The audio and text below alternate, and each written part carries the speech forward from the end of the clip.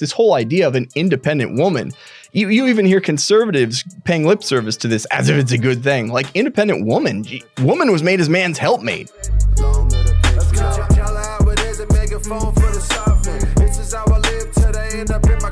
All right, guys, welcome back to Red Top Report. I'm your host, Joseph Enders, and today we got a special guest because today, I mean, we've been doing a lot of reactions. Ronan, you know about this. We've been doing a lot of reactions to this lately, just generally about this question of feminism. And the idea is, as a Christian, can you even really be a feminist? I do identify as a feminist. And we actually have the author of an upcoming book called No Christian Feminism here to talk about that with us today. Dave Gordon, what's up, dog? How's it going, Joe? Welcome to the podcast. Thanks. First time on. Yeah. Long time listener, first time caller. Right. Hey, I'm long time caller, first time listener. Exactly. No, not only are you a moron that I go duck hunting with. I killed a duck! Yay! You are also quite knowledgeable on this question of feminism. One of the first questions that I think a lot of people are really curious about, because I hear this all the time, just all across the internet. You never hear enough of it. It's just like, Well, I don't like third wave feminism, but I'm more of like a second wave feminist. or maybe they don't like second wave feminism either, and they don't, and they're just like, oh, but first wave feminism's good. I mean, what's the kind of thing that you would say to the people that are arguing those things? Sure. There's not really a distinction in purpose with the waves of feminism. They're just essentially the distinction is the means that they're using to achieve the purpose. There's one singular uniting purpose behind feminism, and it's the overthrow of patriarchy. Down with the patriarchy. That's what they're all after, no matter what kind, no matter if they're liberals, no matter if they're Marxists, no matter if they're first wave, no matter if they're third wave, no matter if they're fourth wave, like lacto-vegetarian, space alien. Demi-queers. Yeah, exactly. If you're someone who experiences sexual attraction only when you have a deep emotional connection with someone, then you may identify as demisexual. I don't even know the new like highfalutin technology or terminology rather. But you have people out there that are supposed like experts, you know, it's always a Catholic woman, by the way, because that's what's safe to do. It's like, you can't call her anti-woman because she is a woman. So like they kind of sneak in and they're the ones that are allowed to have the hot takes, even though their takes are always watered down and lame. Like Abigail Favale, you know, she did the whole Matt Fradd interview on like, oh, is there Christian feminism? And of course she's like, yeah, there kind of is. Although I don't like the word and whatever. And so I think it's also important to have an articulation of a thoroughly Catholic version of feminism. She's like, well, I can't really give a definition of feminism because there's so many different kinds. And what people don't understand is like, you got to look at the nucleus. What's the common core? And the common core is wanting to overthrow patriarchy. So second wave feminists wanted to overthrow patriarchy. How?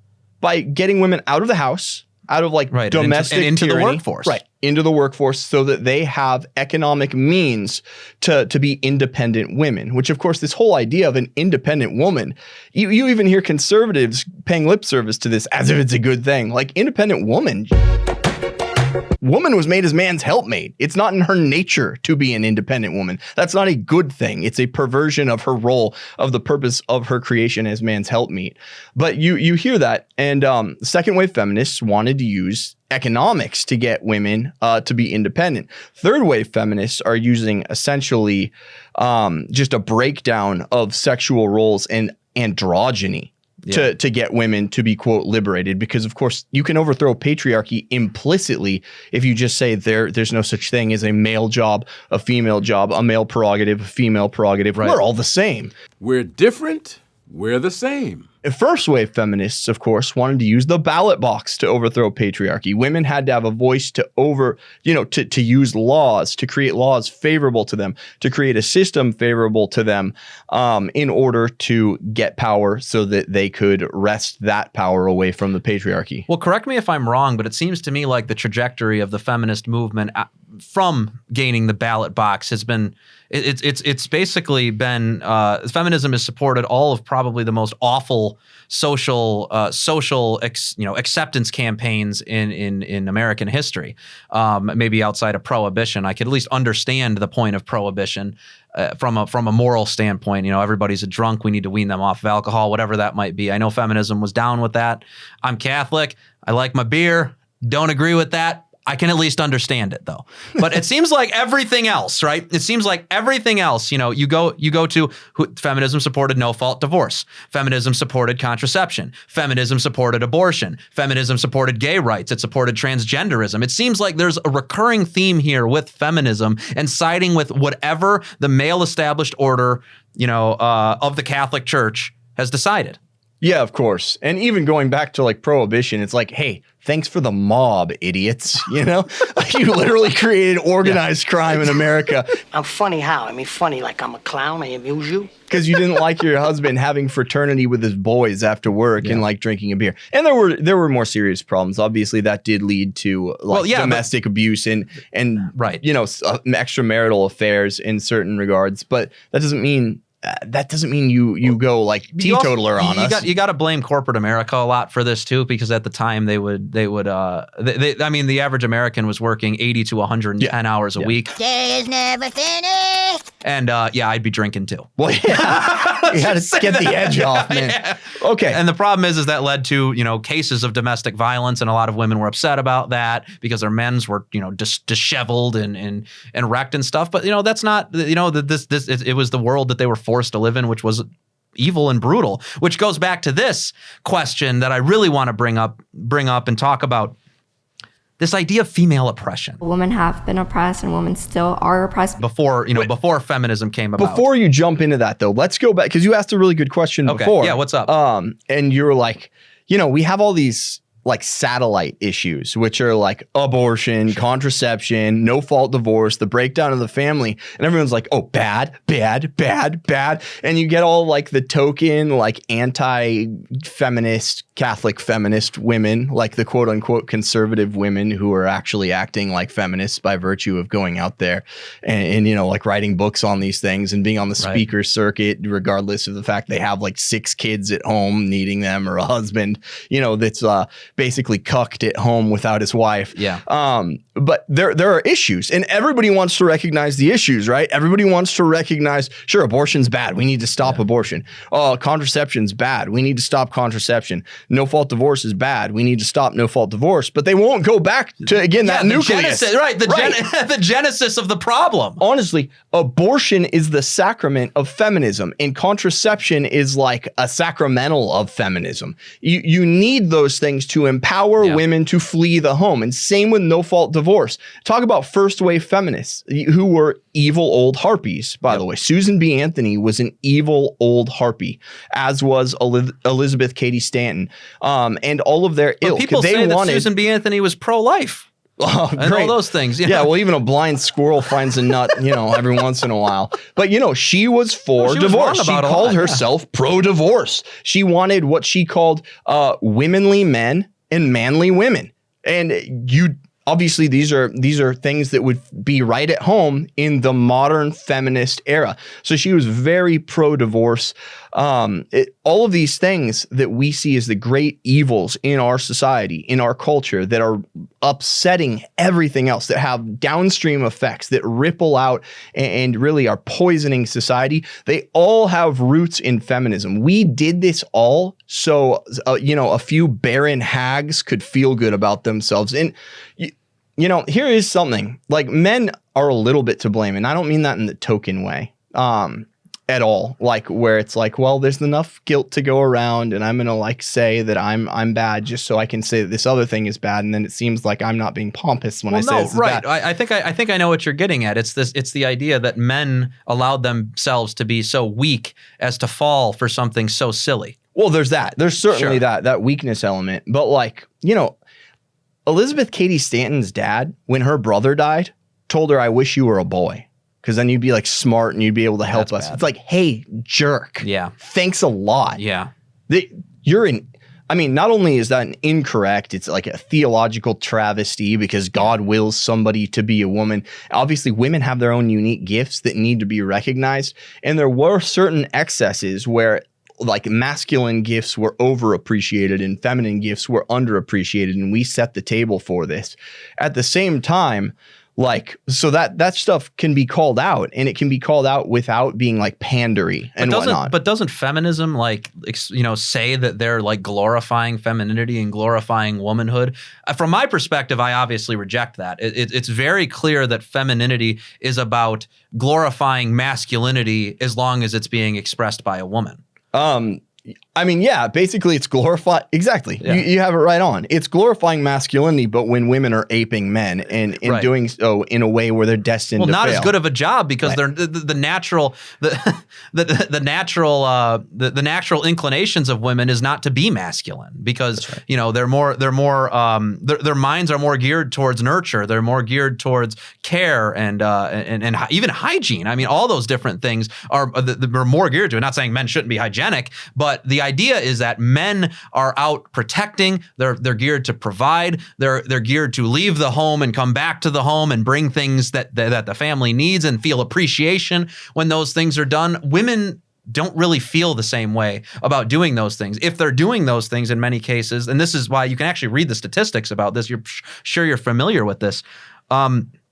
Women don't like to tell people that they make more than their husbands, and men also don't like to tell people that their wife makes more than them. Sure. It's this interesting dynamic. They don't like the fact that they're the provider, but when men are the providers, they like to tell people about it, as does the woman like to tell the other people about it themselves. Sure. I mean, that's just the natural law. Yeah. Obviously, men, you can even tell by his appearance, man is destined to be the breadwinner. Yep. He's destined to go out of the home. His physique is more rugged. He's less prone to physical injury when he goes out of the home to provide.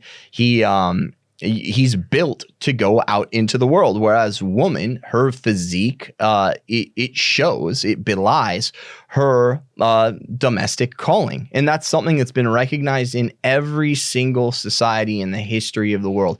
Even where the women did do economically, outwardly economic work like spinning, it would still be done in the comfort of the home.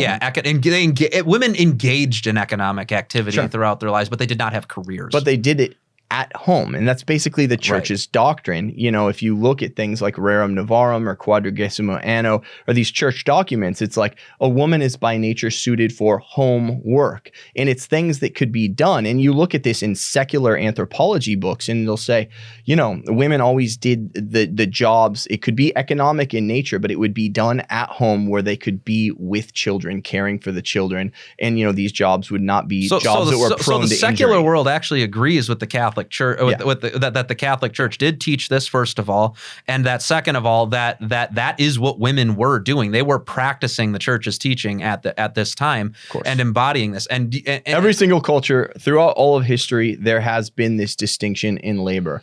And until second wave feminism, which was in the 60s, 70s. I mean, really like 50s, 60s, 70s, because you have Simone de Beauvoir and then Betty Friedan. Sure. And these are the people that really kicked off second wave feminism with the second sex and the feminine mystique. The idea is to build off of corporate America's need for laborers to push this feminist narrative of bringing women into the workforce. Because obviously a dual income home allows people to purchase more products, do all these sorts of things. As far as an economic system would go, it's actually better economically for business. However, socially, it is catastrophic for something like a family. Sure, of course. To have a person out of the home. Now, I don't think corporate America was for this at first. I think it kind of later discovered that it was going to be the beneficiary of women being in the workforce, and then kind of got on the bandwagon. At first this was pushed back against, and you'll even read, if you look at the 50s, articles in Life magazine would be you shouldn't be bored with your station at home and therefore wanting to be going out and getting a job and aping the career of a man. There are articles in mainstream 50s publications saying that. So it's not just corporate America. They didn't get on right away. It was more you need this to be fulfilled. Betty Friedan calls it the problem that has no name, that women are grappling with with this sense of ennui at home.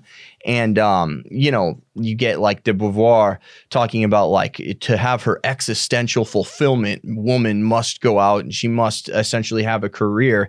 I mean, they were talking even about should women be forced to go out? Like people like second wave feminists like Simone de Beauvoir believed that women needed to be forced out of the home or else they would never choose to abandon it.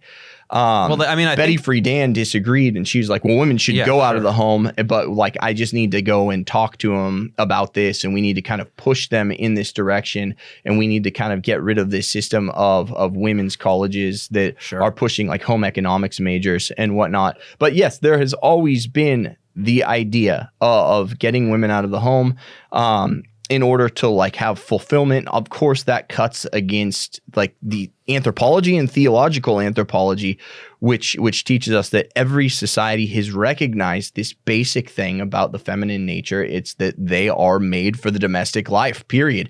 End of story.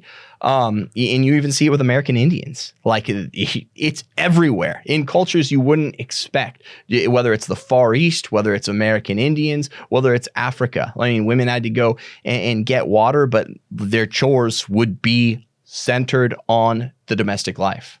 I mean, and it makes sense too, like you were saying about like the body types and all the different things like that. Now, the other thing I wanted to kind of shift over to and talk to you about is there seems to be a change in how we structure our society these days. Everything seems to have become more individualistic, meaning, you know, it's focused on each individual unit of society being a person, a single person. A lot of people think like, oh, our grandparents hated certain individuals or those individuals and stuff like that. But in many cases, people seem to forget that they didn't even view the country as being organized in that manner. It was actually organized as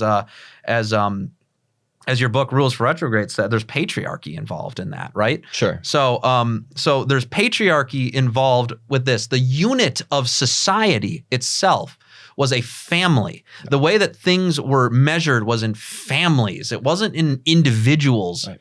So what do you think about what the consequences of us changing from a society structured on the basic building block of, you know, the country being families to it switching to individuals? It creates an irresponsible society, for one, because when you're living in terms of like a corporate existence and the family is the fundamental unit of society, which the church teaches, right. You're living and you're doing your duties for the good of others, and it's like self-service. When you've transformed to the individual, this errant idea that the individual is the building block of society, then it's all about serving yourself and exploring your own like self-gratification. And that's what it's become too. You could see it. Oh yeah, and this has paved the way for things like feminism, where it's like, well, you know, this might even be against human nature. It might be against what we can see the natural sciences and philosophy telling us femininity is, but I'm going to do it because I've been told that this is going to further my own self-fulfillment in this existential and a humanistic sense. So it's really given us fertile soil for a breakdown of responsibility and ultimately a life turned inward towards self-aggrandizement as opposed to self-sacrificial service, which is obviously the model of a Christian society. I've noticed too that you know, a lot of people don't understand the structure of the family, specifically as the church teaches the structure of the family to be. It's this idea. It's the patriarchal structure, but more importantly than even patriarchal is hierarchical, just generally speaking. Because I think most people in the individualistic society that we live in today don't even like hierarchy itself. But hierarchy as a thing is like there are people above you who can make decisions, and then there's another person who makes decisions under the authority of that person going all the way down to the bottom. Now, in the family specifically, it's a patriarchal hierarchy, which means that there is the father on top, there is the wife below, and then the children below there. So with that hierarchy, you know, when decisions were made in the country at the time, and that goes to even voting. Even voting, was made. It was made in that hierarchical structure. It's not to say that women didn't vote. They didn't cast the vote. Did they talk to their husband about who to vote for? Of course they did. Of course they did. Who was the man's number one advisor in the home? It's the wife. And it should be the wife. Yeah. That's the other problem. A lot of times, and this is a legitimate critique, and I used to think this was lip service because, again, we've gotten to such a pandering. Just to let everybody know, you're going to first wave feminism right now, the very first wave of feminism. This is what we're talking about. Yeah, the toxic first wavers. There are legitimate critiques about how patriarchy has been carried out through the years. And that's what Paul writes about in Ephesians 5. The truly revolutionary commandment was not wives submit to your husbands. Everybody knew that. The pagans knew that. There's always been a domination of women by men. And again, it's considered a human universal by anthropologists, liberal and conservative alike. There's some feminist revisionist anthropology out there, but even you'll see like the reputable liberal Ivy League scholars, they're like, there has never ever been a society where women ruled over men or dominated men. It's considered a human universal that men ruled over women. So the truly revolutionary call was husbands, love your wives. Everybody knew wives submit to your husbands.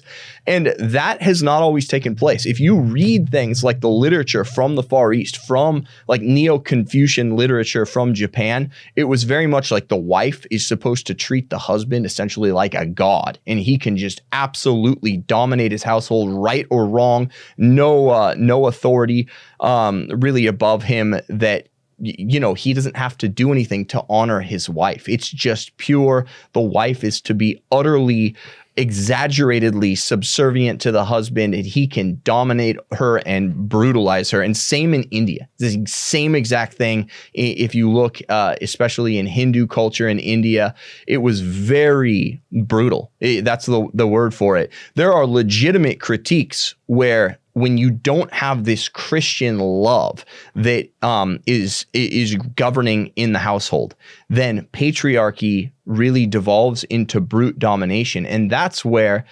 there's no Christian feminism because patriarchy has to perdure. There always has to be patriarchy or order. The very order that God has willed to govern the household will implode, and you will have chaos because when God's will is not done, we can't contend with it. And here's what people are missing. Here's what a lot of people are missing about what you're saying, because it sounds because they're just like, oh, hierarchy is bad. Men just want to be lording over and dominating women and stuff. No, men deal with hierarchy themselves. Sure. I mean, good grief, is your priest not over you on spiritual matters? Is your bishop not over your priest? How about government? Is your government not over you? Or police? Is a police officer that stops you and detains you? Do you not have to submit to his authority? You do, or you go to jail. I mean, the church teaches this. It's an error to say that there should be no hierarchy, no lawful hierarchy in society. That's the Pope, the popes themselves, multiple popes. And we're taught that there's a natural hierarchy that governs in the family. And God has created hierarchies. We know there's a hierarchy of angels. You have the seraphim, cherubim, thrones, dominions, powers, principalities, all that stuff, all the way down to angels. So God has always created these natural or preternatural hierarchies. It's how the universe is governed. And even from a purely natural sense, I mean, let's say that there was, just in a purely natural sense, hierarchy obviously exists, and the hierarchies are often based either on, they're based on dominance. They're based on who is the strongest, who can take over. And that's not necessarily how it should be done, but I'm just saying that these things exist. People have these advantages over other people, and the point is that these people with the advantages need to be taught responsibility, and that's where faith comes into the matter, right? Well, and love, charity, truly. Exactly. It's too easy without Christianity, and this is where feminists have done it to themselves. They've de-Christianized the culture, and what's going to come back, because again, patriarchy is a human universal. So you can either get Christian patriarchy, which is benevolent, like loving patriarchy, which which is like, yes, I'm in charge, I'm the authority, but I'm going to rule not for my benefit, but for all of yours. I'm not going to wield my power in an irresponsible way where it benefits me selfishly, but I'm going to use my power to serve you. And that's the true meaning of, mutual submission. Like, I'm going to use my authority as the head to serve you guys, but I'm still going to have the authority. They've cut that off now. We've de-Christianized. Yeah. And now feminists, you're going to reap what you sow, because you see it in the neo-masculinity movement with these talking head morons on the internet that are like, I hate women, they're evil and stupid. And you see that in the manosphere. Well, look at beyond the manosphere. Look at like this Andrew Tate, who's been, he's going out there right now saying that you should be allowed to have multiple wives. And this guy ran a pornography, webcam website and stuff like that. These are the men that are going to come up. And that's the problem. Once these guys come into prominence and start spreading their ideas, men are going to latch onto that because their passions are ordered towards wanting to, have sex with as many women as they possibly can, because that's what they're taught. That's what their urges tell them to do. Well, and we know that, like, say, muscles and musculoskeleture. Yep.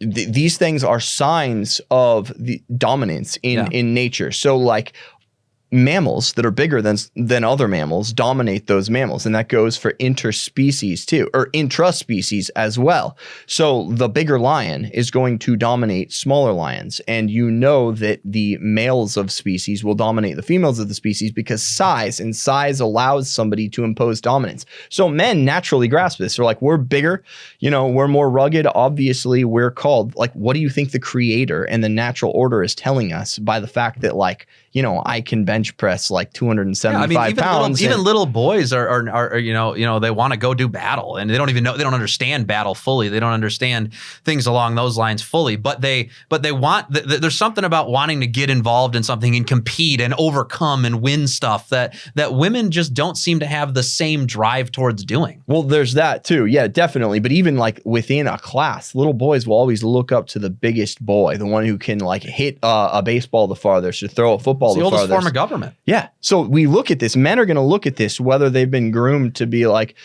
hyper egalitarian or not. And they're going to know, like, well, men they have a dominant role in society. That's what natural law is telling us.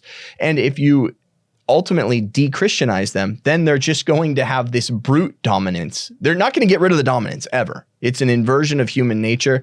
And to invert human nature, as you know, you have to have a continuous and systematic propaganda effort to social engineering. Yeah, you have to have that ongoing, but it's ultimately not sustainable. So even though we have feminist propaganda like being pushed out right now, eventually that's going to run out of momentum. And then people will just revert back to what human nature is, because you can't change human nature.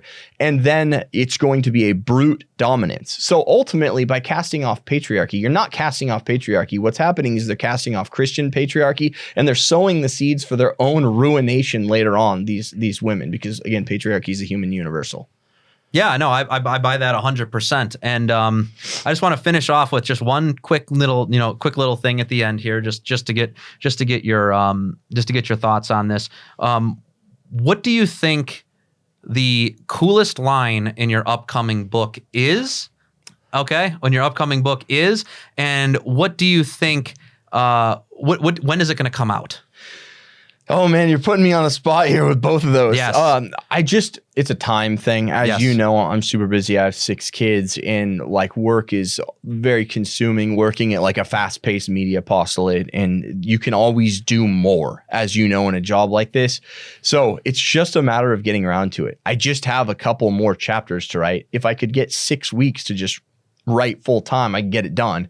But I just haven't had that luxury at this point in time because of like all the kids and stuff. Yeah. And like my dog got Lyme disease. You're at 6 now, right? Yeah. 6 kids, guys. 6 kids. But you know what? Family life stuff comes up. My cat was like, had thyroid problems and like car breaks, and just family life exigencies come up. But coolest line. That's a toughie too. I honestly think it's the points that I'm delivering. What's the number one point that you think that no one has ever even grasped? What's that revolutionary thought that you're bringing to the table? I honestly think number one, very few articulate this nucleus of the waves of feminism is the overthrow of patriarchy. Again, even among so-called experts. And I go look again to this Matt Fradd, Abigail Favale interview where she's like, well, you just can't define what feminism is because there's just so many darn types. It's like, no, it's really not that hard, but no one is going to say it because no one views the nucleus issue as a good as opposed to an evil. And it's patriarchy is good, and all feminists want to overthrow patriarchy, and therefore all feminists are bad because God has willed patriarchy, and if you're trying to overthrow what God has willed, you are the enemy of God. There's no room for compromise. The two main prongs of feminism are inherently evil, which is trying to destroy women's domesticity and trying to usher in androgyny, because obviously God created us male and female, and as St. Paul says, women are to be domestic. So I think that's the hot take. Other authors are catching on to this stuff, and they'll say it or they'll hint at it, but they're not going to be able to do it with, I guess, the panache and the thoroughness that I've handled this in a really systematic way. I think that's great. And just so you guys know, the No Christian Feminism book is going to be in the Church Militant store when it does come out, so you guys can go and purchase that there. I think that's a great book for everybody to read. I've combed through the manuscript a little bit myself. Yeah. There's quite interesting stuff in there. And thanks for coming on, Dave. I really do appreciate it. And we'll probably have you on again to talk about some other things in the future. Yeah, my pleasure. Thanks for having me on the RTR. Red Top Report. Yeah, the Red Top Report. All right, guys, that's all we got for this episode. Remember to follow us on Instagram, to follow us on Twitter, subscribe to us on YouTube, and do me a favor, please hit that notifications bar so we can let you know when we're dropping new content like this.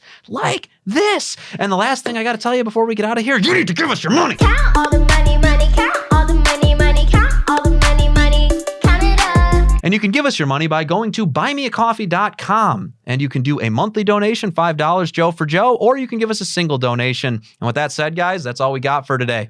We'll see you next time.